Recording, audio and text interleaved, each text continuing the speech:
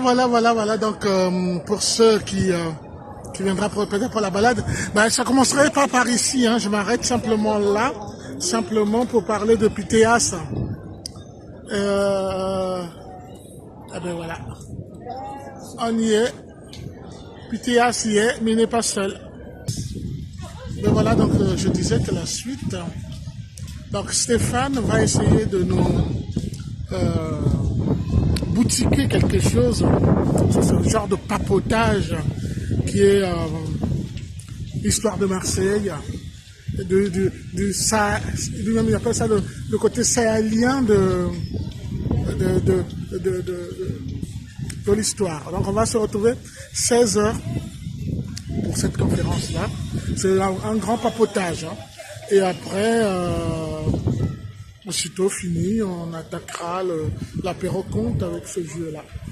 Il y a des choses qui ne veulent pas qu'on l'appelle vieux, mais ça se vend, on dirait. Hein. Mais voilà, donc ce que je disais, sûrement, on est sur le Vieux-Port.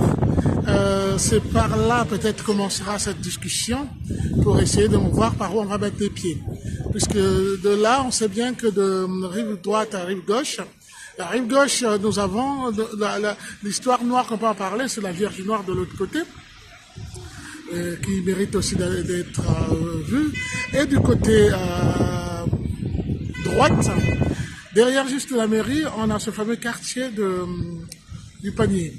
Et l'histoire raconte que pendant la Seconde Guerre, il y en a eu dans cette résistance qui ont fait du mal aux généraux allemands. Il se retrouvait quelques noirs. Bon, Macken dit autre chose, mais pour Macken, c'est une autre histoire. À partir du 20, Macken sera à la bibliothèque de Marseille, donc à la Casa. Ça, c'est une autre histoire. Ceux qui savent raconter, ça racontera. Moi, c'est simplement ce que le conteur a entendu. Le conteur a entendu qu'il s'est passé des choses, que ça soit sur le Vieux-Port, ces vieilles, ils disent vieilles, mais c'était plus des femmes noires qu'on a sacrifiées dans cette eau pour simplement attirer les banzeuils des esprits de la mer. Mais non, dans les bas-fonds derrière, avant qu'on puisse raser le quartier de Panier, il y a eu quelques Noirs qui ont résisté avec les Marseillais. Donc les Marseillais, puisque les Noirs, la présence noire selon Macken, on est là depuis 1800, pendant qu'on était en train de diviser l'Afrique à Berlin, il y avait déjà des Noirs par ici. Bon, c'est notre histoire, on verra sur place. Et tout le monde est libre à réagir pendant cette petite balade comptée.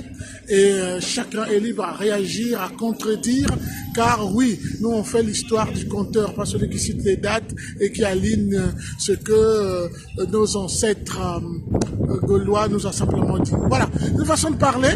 Donc après ici, on se retourne à la table de Chave, et quand on sera à la table de Chave, on commence par l'installation de cette librairie nocturne que Marcel amènera avec son Bongi librairie, et après il y a cette conférence de Stéphane, et après il y a l'apéro compte, et après, avec toute infinité, on va voir comment la nuit se noircit dans Marseille. Voilà, tout est dit, vieux Castilito. C'est de demander à tout le monde de venir et écouter les conteurs raconter l'histoire du monde. C'est vrai que là, nous sommes à Marseille, il faut mettre un point là-dessus et après, on pourra voyager tous ensemble. Donc, le monde, tout ça raconte. Non, on fait partie tous du monde.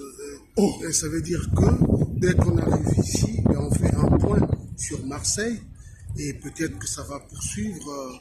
Au lieu de s'arrêter ici, on pourra aller raconter aussi d'autres histoires, notamment à Montpellier, à Bordeaux, un peu partout, dans le monde entier.